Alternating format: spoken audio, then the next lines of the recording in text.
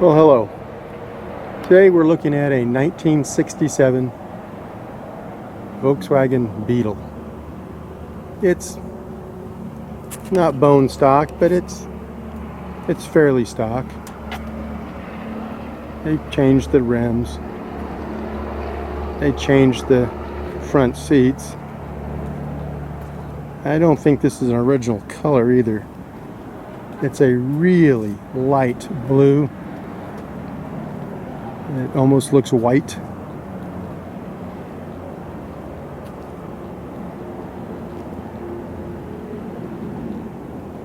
Just give you a little walk around here. Let you take a look at it.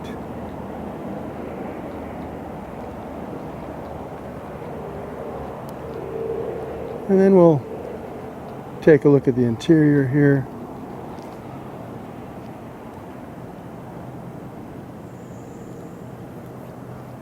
And you'll see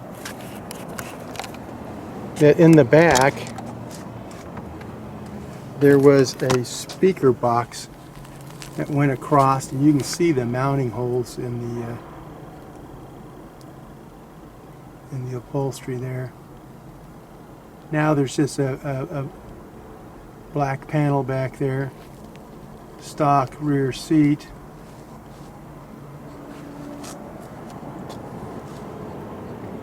And so the seats are aftermarket. I'm not sure what they're out of.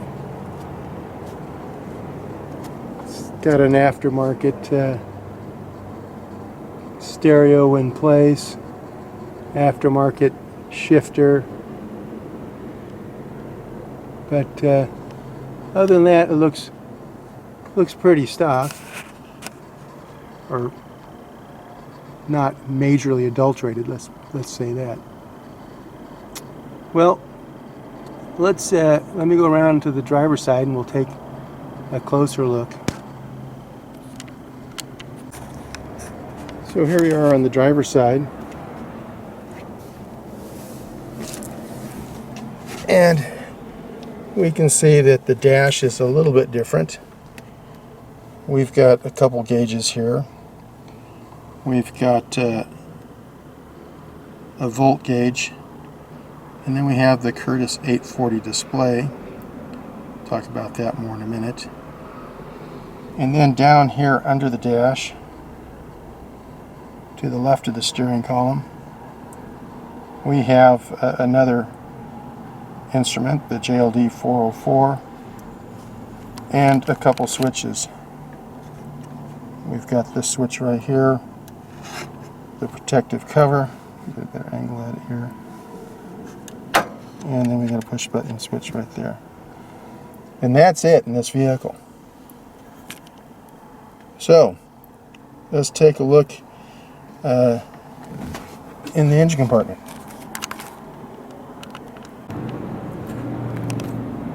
Okay, so the stock engine has been replaced, and it had been replaced before. When we received it, it didn't have a stock engine in it, but now it doesn't have an engine at all. Now it features a 3-phase AC induction motor. And so what we have here is the High Performance Electric Vehicle Systems AC50. It puts out a 76 horsepower and 120 pound-feet of torque. It's paired with the 1238 Curtis controller. It's a 650 amp controller. To the right of that, we have our coolant reservoir, which is used to cool the controller. Next to the controller on this side, we have our throttle. Right here is our shunt, our main contactor, and we have some relays and some terminal strips. So everything is very easy to troubleshoot or service. It's all very modular, very clean and simple. but best of all, extremely reliable. So let's take a look underneath the bonnet, and then we'll install a GoPro and we'll take it for a little cruise.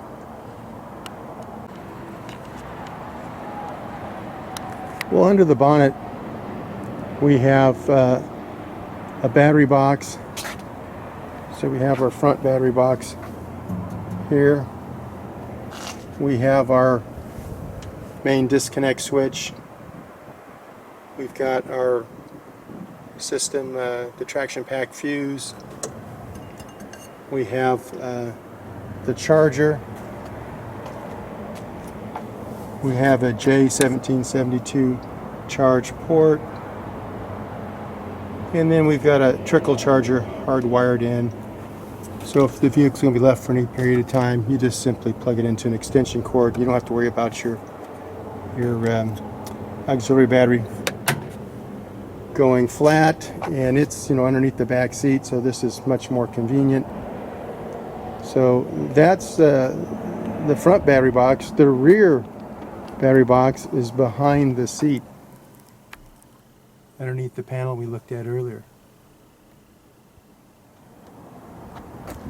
So now let's take a look at the instrumentation before we go for a ride. So back in the driver's seat, I'm going to turn on the ignition, and you'll see that when I do, a little green light comes on over here as a reminder that the system is energized. We can also see that our 12-volt gauge is up here, showing that our DC to DC converter is working and it's charging our auxiliary battery. The DC to DC converter is underneath the back seat on the driver's side, opposite of the auxiliary battery, which is on the passenger side. And we can see here that our JLD 404 is showing 1.4 amps minus, so we have a 1.4 amp draw. That's the DC to DC converter. We've got the pump running and we're charging the battery, that type of thing. So there's a little bit of draw. That drops down as the battery charges up. So the JLD 404 monitors our battery pack, and it's going to show amps, volts, and amp hours. Okay. The Curtis 840 display, this monitors our motor and controller. And the little red switch down here that I showed you before, that's the menu button. And as we press that button, the Curtis display will cycle through. So by default it's on RPMs. Next is amps, volts, motor temperature, controller temperature, minimum volts, and maximum amps.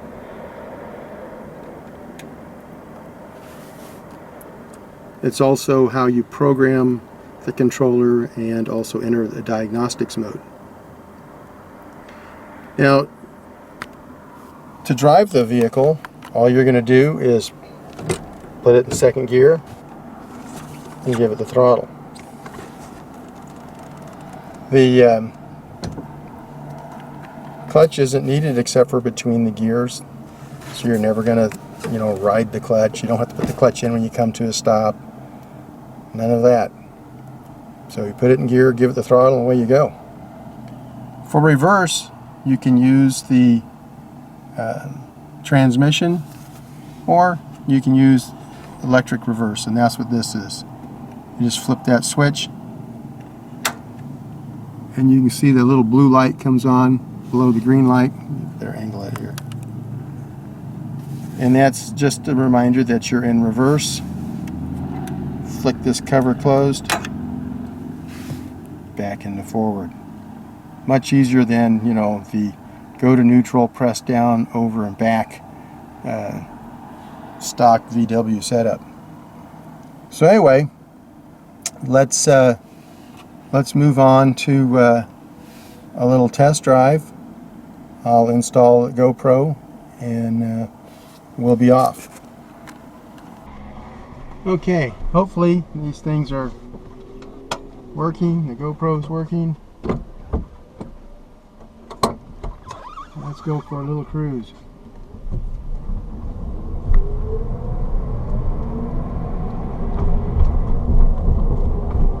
It's going to be a little noisy, little wind noise, since it's over 100 degrees. I'm going to have the one window down here.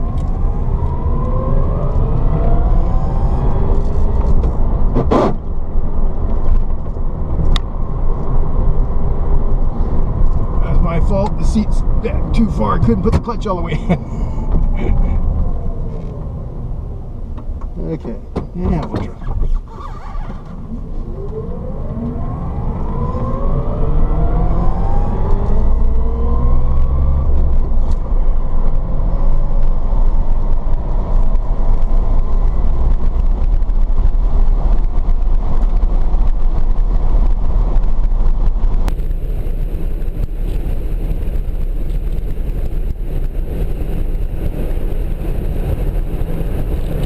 This is between 55 and 60 right here.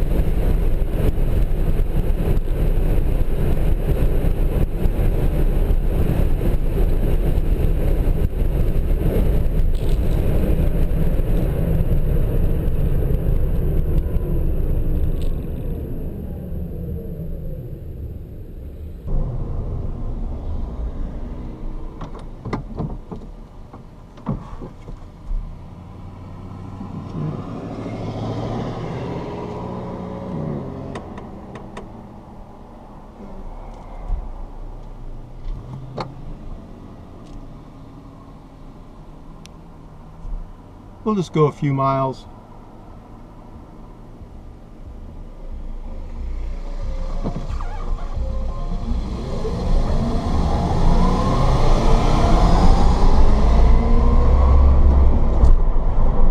I like when you can leave traffic.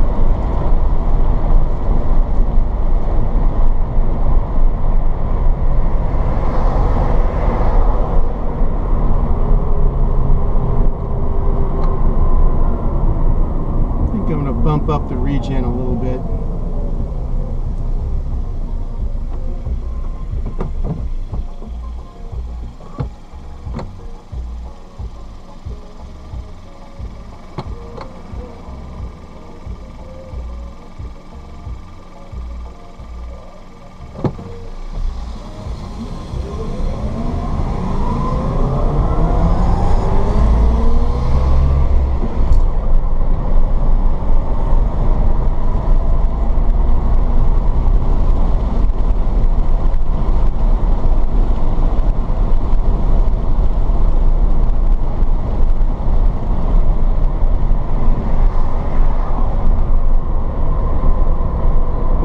Kept trying to keep up with me. It's actually kind of funny. And I'm just walking through the gears.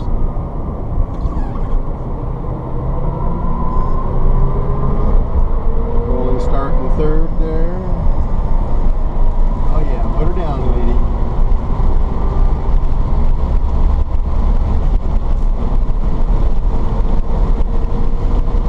Must be embarrassing to buy a new car and then try to keep it for other bugs.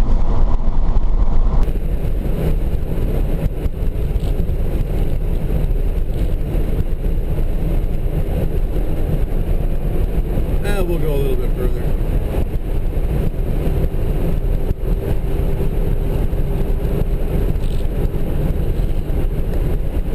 So we're running 60 miles an hour.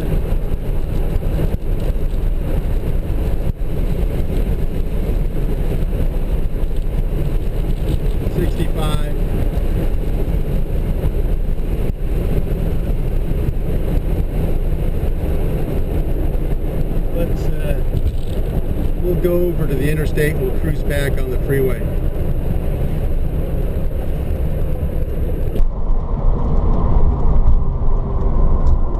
I think I'll make a quick stop and we'll up the regen. Let's do that.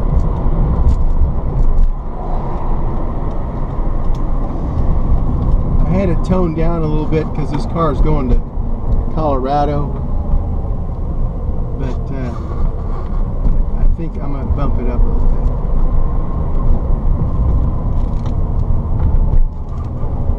Pull over here in the shade.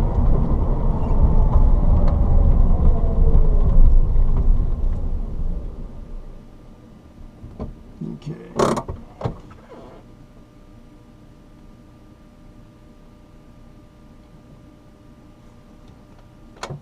Okay, we'll just turn off the ignition. We're going to press and hold the menu button, turn the ignition back on. We'll go into the program mode. We'll go to the controller limit here. And we'll up the regen.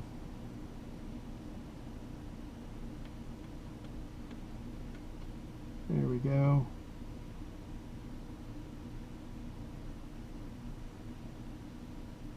Let it go through its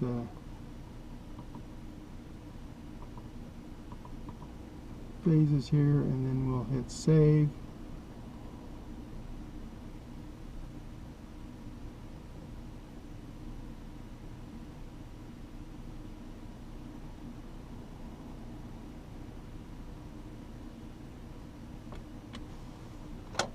Turn off the ignition. Back on. Back in gear. Brake off. And away we go.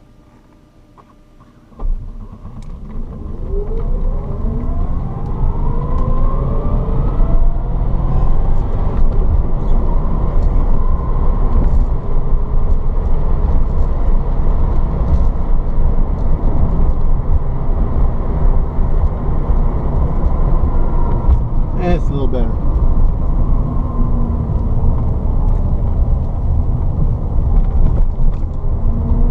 Just wasn't quite enough regen for me. I don't want to be too aggressive, like I said. It's going somewhere where they do have some harsh winters. I don't want the guy to have issues with too much regen.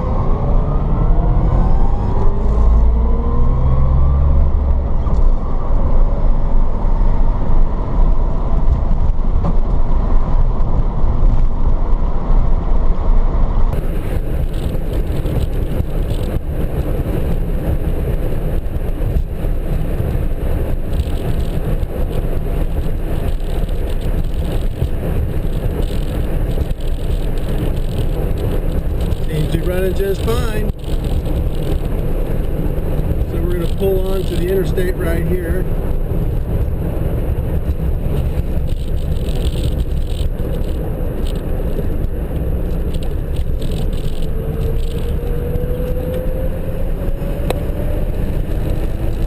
$45, $50, $55, $60.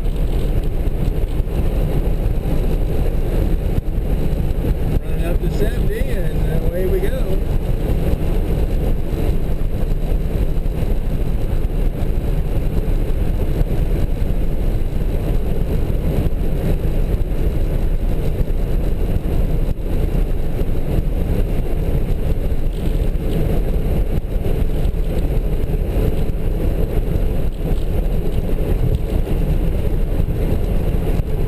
Doesn't run down the freeway too bad.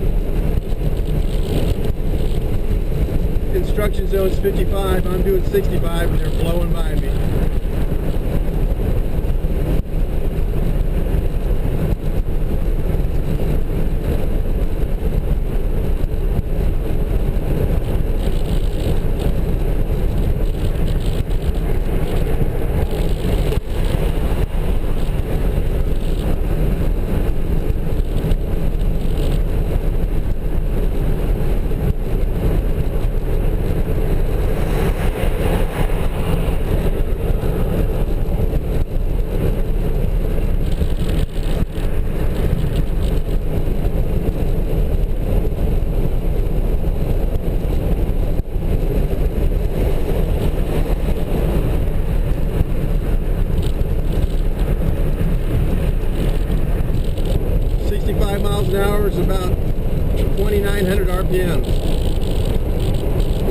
this thing pulls strong, the power band doesn't end until 3,800, so you can see it cruises down the freeway quite nicely.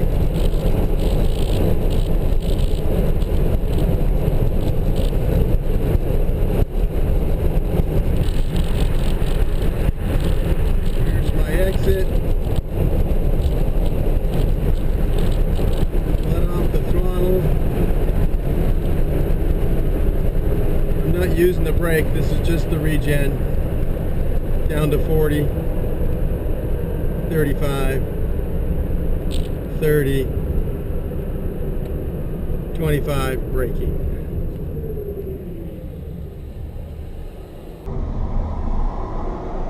Clutch in, second gear, clutch out.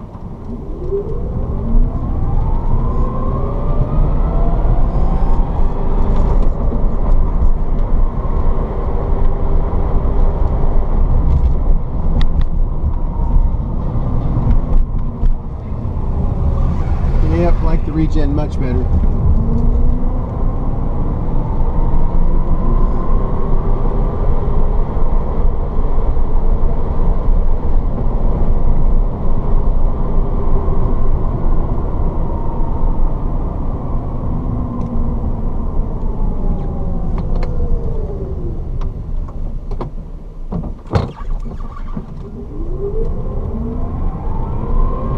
Well, hopefully this video comes out.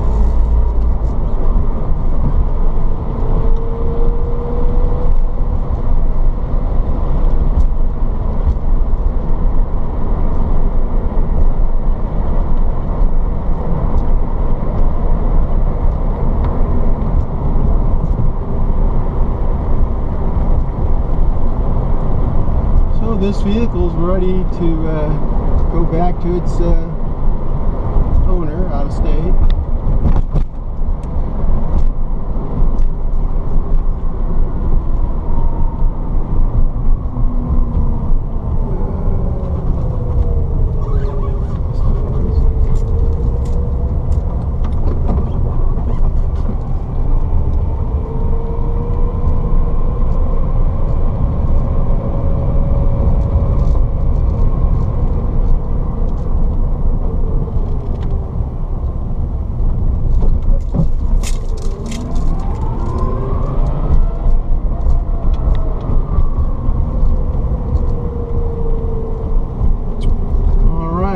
Thanks for coming along on this short little final test drive here.